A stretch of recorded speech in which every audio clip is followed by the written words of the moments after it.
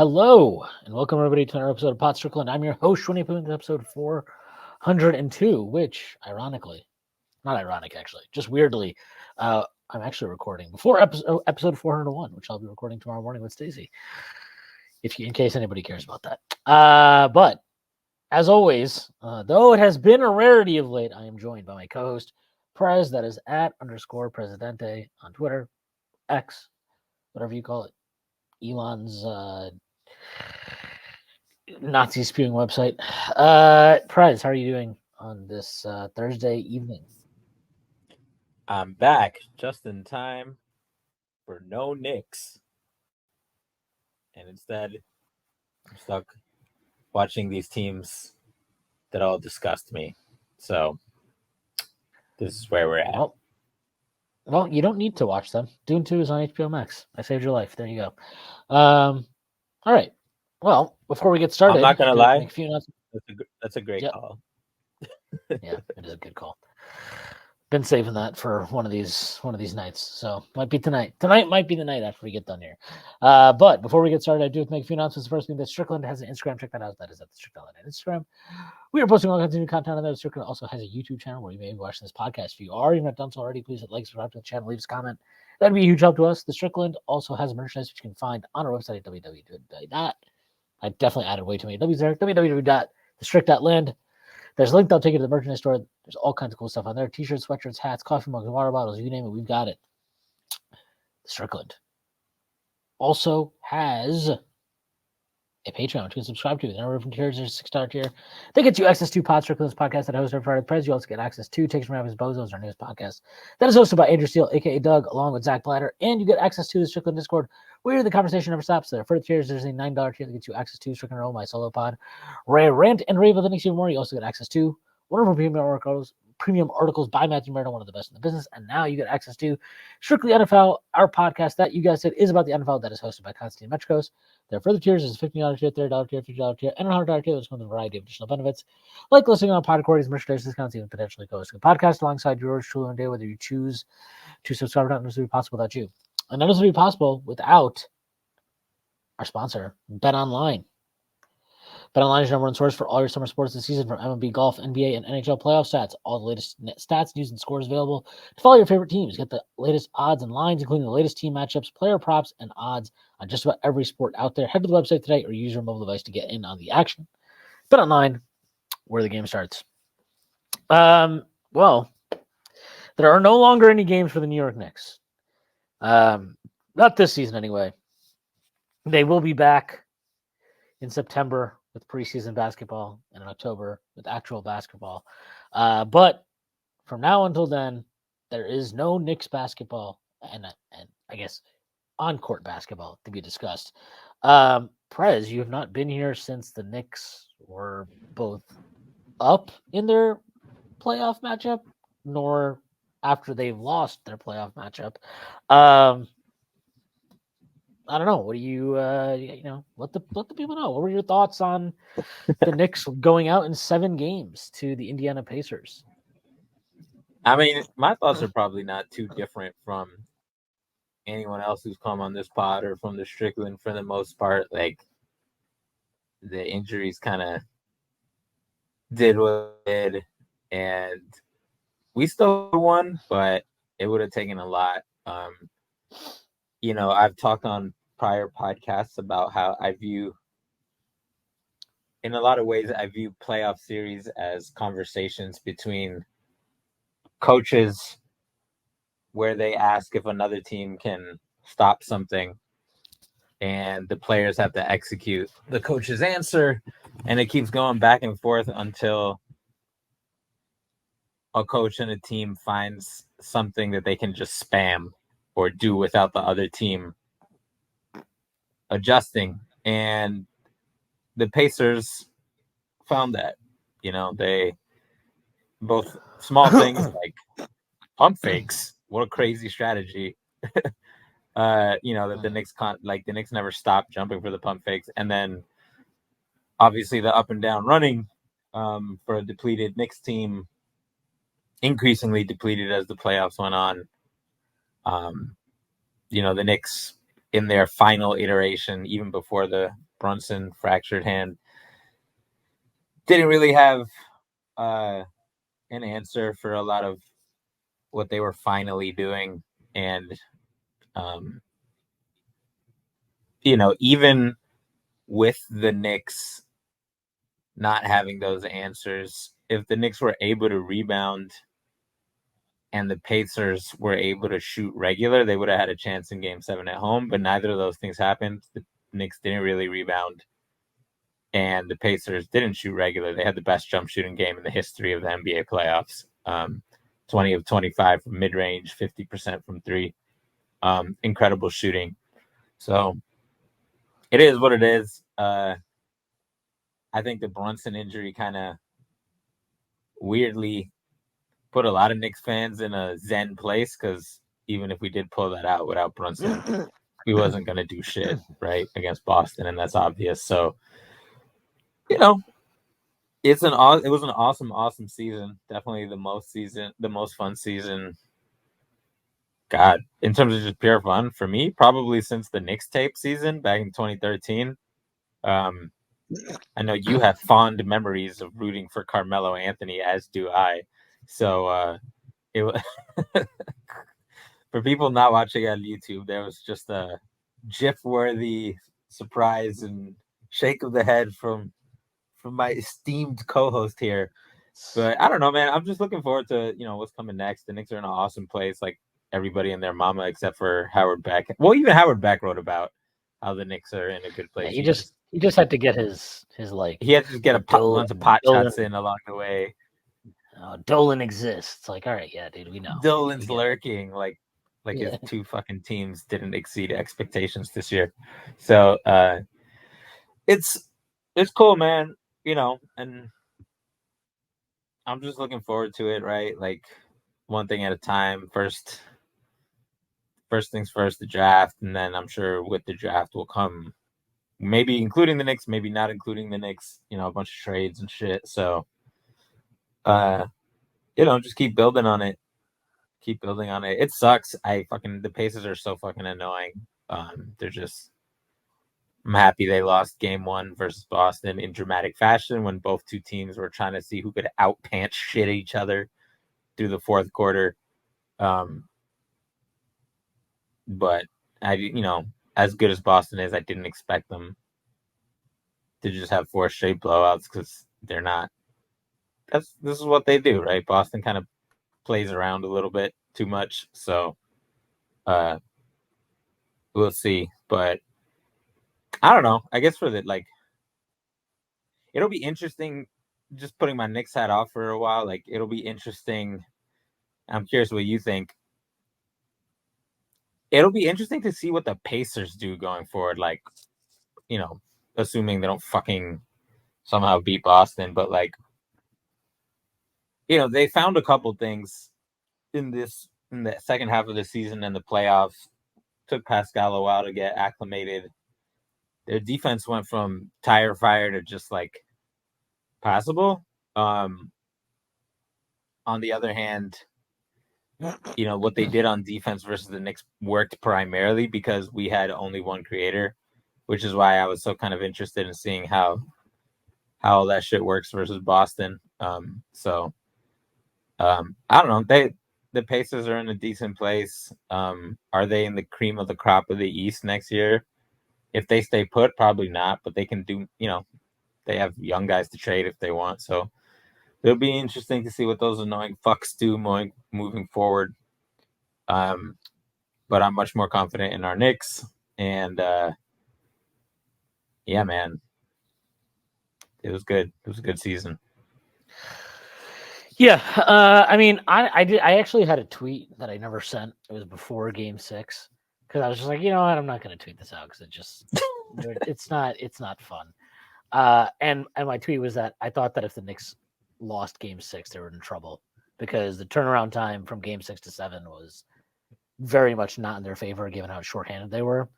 Obviously, they did not win Game 6, and the tweet that I never sent out is still sitting in my drafts, and at some point when I clean out my drafts, it will be deleted from my drafts, and I will never send it. But yeah, I I was already like I was kind of at a place's end going into Game 7 because I just did not. Same. I didn't Without really. OG. I did. Yeah. I mean, they had OG back. I was like, yeah, we'll see what he looks like. They had Josh Hart back. We had like OG back on paper. Yeah, I mean, and they was like Josh Hart was back. I know. I mean, Hart actually played okay, but you could tell like he couldn't take threes because like it hurts. It hurts to if your abs He are couldn't killing do you. fucking anything. Like the fact He that just played he a really game couldn't shoot despite that. Right. Every three he took, I was like was so short. He gutted it out, but you know, you lose those guys. OG, I mean, I guess OG gave you like, you know, whatever it was, 4 minutes. He made two actually pretty crazy shots in those 4 minutes. But they just didn't have any gas, and it's fine. It happens. There's nothing you can do. Like the injuries are what they are. I don't really feel the need to continue. If you want to know what my thoughts are about the injuries, I'm sure if you search Tibbs on my profile, that and many other things will show up. You'll also find deranged tweets of mine from 2 years ago demanding he be sent into a, you know, fucking into prison for his war crime. So opinions evolve, but I don't think my opinions on what happened to cause the Knicks injury issues will change very much.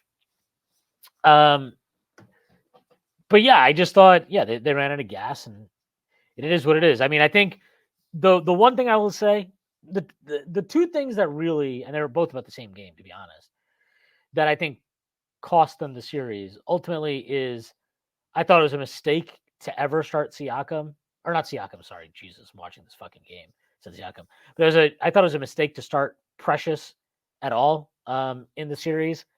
I thought that before game 3. I understood why he did it.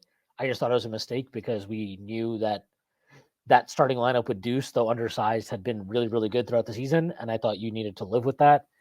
I'm not going to kill Tibbs for going with that, but I thought that was a mistake. I also thought it was a very specific mistake, and I mentioned this a couple of times, that in the fourth quarter of that game, I know Burks had it going. I know Deuce didn't shoot all that well in that game, but I thought Deuce was playing better, and I thought he was playing. I thought Deuce played a really good game, and when you watch that fourth quarterback, if you ever want to watch that fourth quarterback, I don't know why you would, but if you really want to watch that fourth quarterback, you'll see him leave Burks in to bring back in either his Hart or DiVincenzo. I don't remember which one. Took out Deuce, and then he started using Burks as the screener on ball. Burks has no chemistry with Brunson as a screener, and that was very, very palpable in that stretch. It was not the reason they lost that game, but I didn't think it helped them in any way. So I thought those two coaching decisions from Tibbs and then the Knicks' general failure to make shots in that fourth quarter, you know, they lost the series in that game because game 4 is a blowout, game 5 is a blowout, game 6 is a blowout, game 7 is a blowout. All those games are blowouts. The Knicks winning game 5, obviously, in pretty awesome fashion. But their opportunity to win that series was game 3. And I'm sure I remember tweeting out after that game, even that it was like frustrating because their margin for error is so thin. And that margin for error cost them in the series because, yeah, like if you're healthy, you could probably lose that game and the Knicks probably still win the series. But they weren't healthy, and they got increasingly less healthy as the series went on in a lot of ways. And it cost them. So, you know, you go back and you analyze the series. I mean, that's the game I think you would say that they had a lot of guys not put their best foot forward, be it Tibbs, be it Brunson. Brunson did not have a great game. The Knicks did not shoot particularly well in that game. They didn't take advantage of the fact that Indiana had their I think that was like their one really bad shooting game of the series. They didn't capitalize on that, and that burned them. But like, it just sucks because they just didn't have any margin for error to overcome it in a lot of ways. And then, you know, game 3 was on Friday night. They had a short turnaround to game 4. Game 4, they had zero juice. They came out, they were flat, and they got blitzed. Game 6, they just had a terrible game. I mean, I don't really know what else to say other than that. I know they had 2 days off for that game, but even then, it just felt like they're really running on fumes. And then game 7, you know, it is what it is. So I don't really take much from the series as far as like it's really hard for me to analyze that series and the playoffs in general, and just it's a very confusing kind of like second half of the season in its entirety for the Knicks because you lose Julius and OG at the same time. Like it just there's a lot going on. There's so many moving pieces, and I just think that like it was a tough season in the sense of every time it felt like you figured something out. It was like, well, this guy's coming back, or this guy's he got injured, or this one got traded. It was just a tough season, and they overcame a lot. They fought through a lot. Obviously, they had a great season, as you mentioned. I think for sure, in my as far as I'm concerned, the best season they've had since 2000. So I got, I just have a lot of respect for this team and everything they accomplished, players, coaches, all of them. And now they get to rest. Look, they've earned it. They've earned this. Normally, like last year, I did not feel like they put their best foot forward in that Miami Heat series, and I thought a lot of those errors were self-inflicted. Be it, Tibbs rotations, Julius weird effort stuff, blah blah blah, so on and so forth. And this year, I don't feel that way at all. This year, I think, like I said, Game 3 is the one game that I can see how that cost them the series. Just find it hard to be like, well, that's why they lost the series, and everybody should be miserable about it. Like I would never say that. Again, they put up a really valiant fight. They got through a first round series that was really grueling and probably took. I mean, not probably. It did take a lot out of them. But it was memorable, and they gave us a lot of shit to remember from both of these series. Awesome wins, great moments, great shots, comebacks, whatever. They did all of it. So, I'm just happy that, that like finally we're getting to enjoy Knicks playoff basketball and get things to remember that we'll think about for a long time and not just have to like,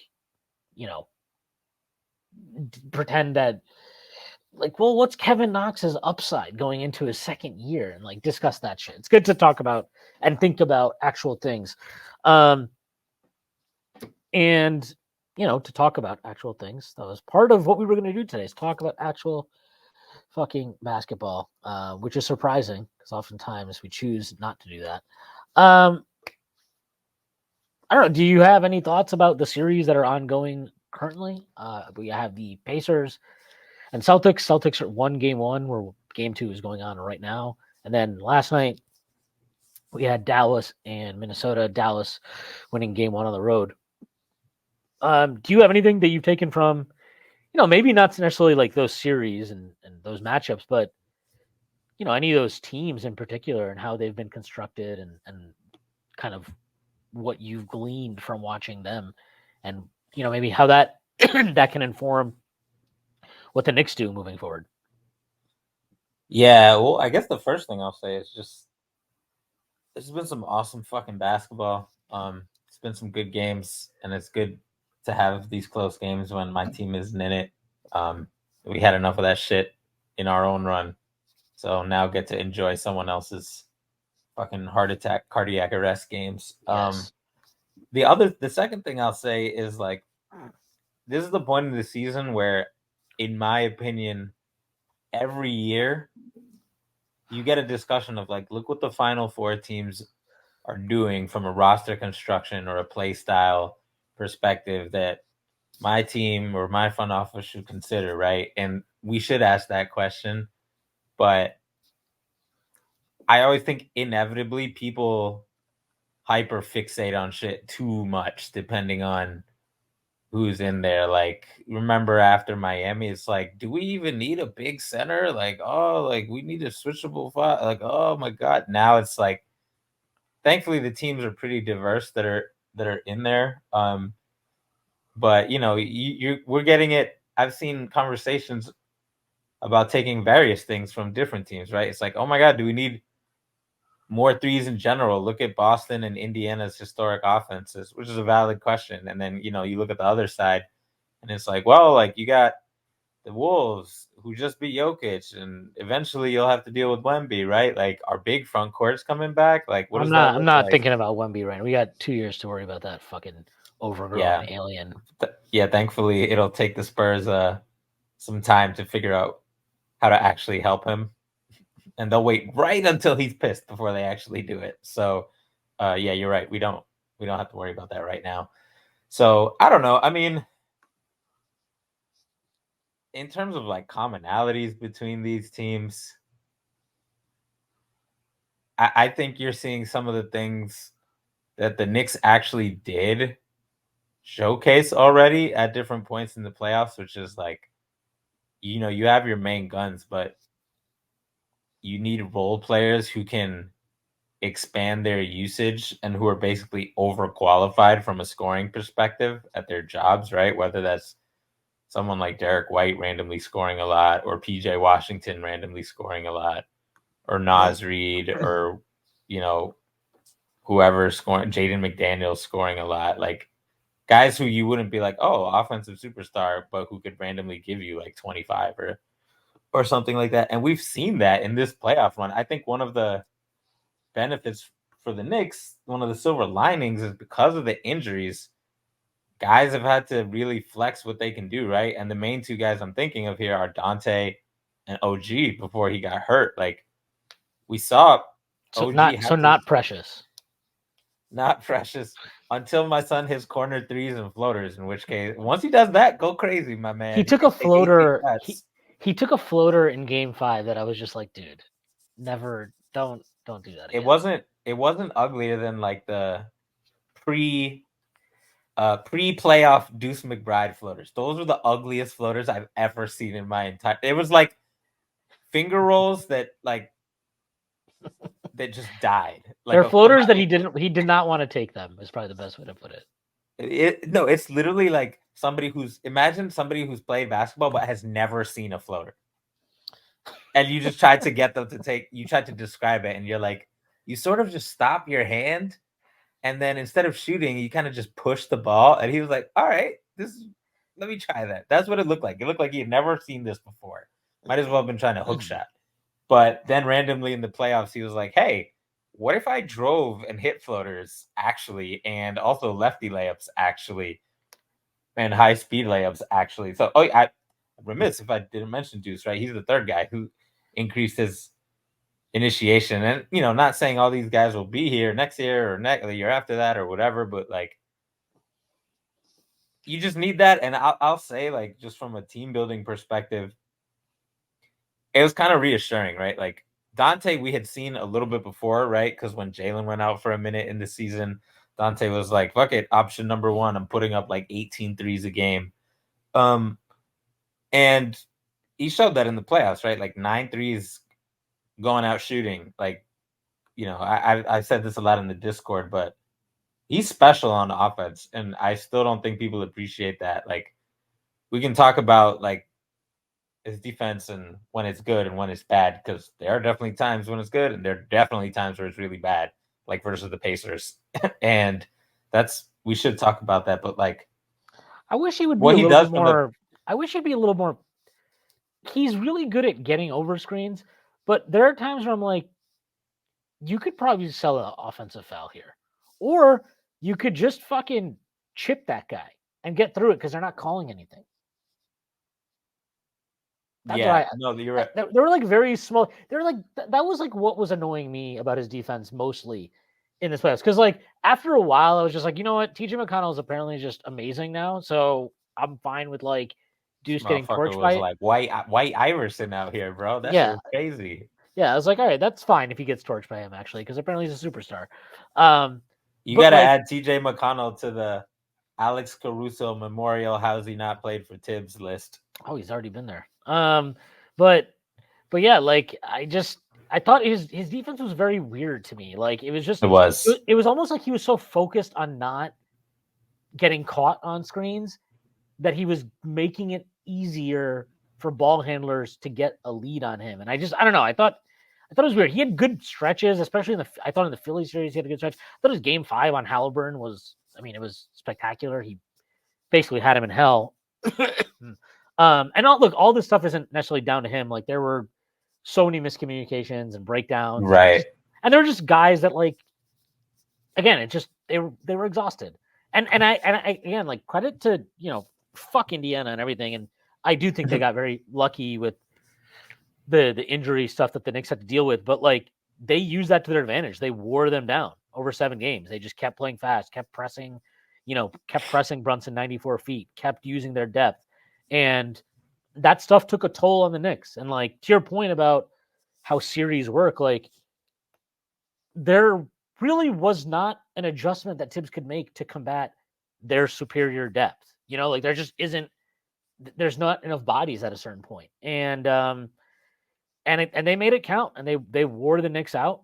And more than anything else, we can sit here and talk about the tactical adjustments and deuce fighting over screens or whatever. But I thought that was the thing that really kind of I thought that was the essential difference in the series is their depth took a toll on the Knicks, and the Knicks at a certain point you kind of burn out. And it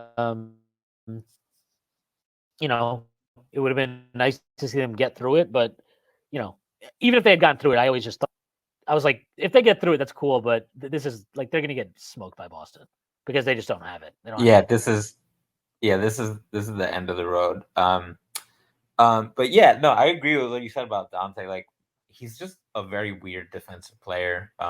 People don't. I've also said this on many a pod, right? Like, I was talking about Deuce actually, but Dante was weird on defense. Dante's just not disciplined. He's gonna gamble. To me, that's the nature of his defense. You have to kind of live with some of that stuff. And they can live with some of that stuff, but when they're not whole, it's a lot harder. And OG, it just, again, the margin for all that stuff. But yeah, Dante did not have a great defensive playoffs or anything, but none of them did. I mean, really, none of them. Literally, nobody on the Knicks really had a particularly great defensive playoffs. So it is literally just Mitch. Yeah, basically. And then even Mitch had his moments, right? Like that fucking end of that Philly game in Game 5. Right. Damn, I had blacked that out of my memory. Good for you. Yeah, sorry, go ahead about Dante. It was my fault. Yeah, no, I was just saying, I think you need role players who can. I've said for a while now, in draft stuff, and it applies for roster construction in the NBA, you have to be dribble, pass, shoot in a meaningful way as a role player, right? Whether you're small, whether you're Mike Conley, whether you're Naz Reid, whether you're PJ Washington, whether you're any of the Celtics. Look at all the guys who are X factors right now who are not centers, and they're all guys who can shoot and create and dribble and at least play a little bit of defense. Guys like PJ Washington in the right matchup can be good at defense. Other matchups they can be terrible at defense. But for the most part, those are guys who are versatile, who can scale up or down as needed. And that's a big part of what the Knicks do as well, right? Like, whether you're talking about Hart, who's not really a shooter, but he's also not a shooter somehow. And obviously Deuce, especially now that he's putting it on the deck. Dante, who can, he's dribble, pass, shoot, but also one of the top 5 shooters in the NBA. OG, who's I don't think anybody in most of his career would have categorized him as anything related to dribbling. And he still had moments versus Philly where it's bro, what exactly are you doing? But I'm not sure how I felt about all of that, but yes, he did have moments. He did try. He definitely tried to dribble. I'll give him that. He showed me enough.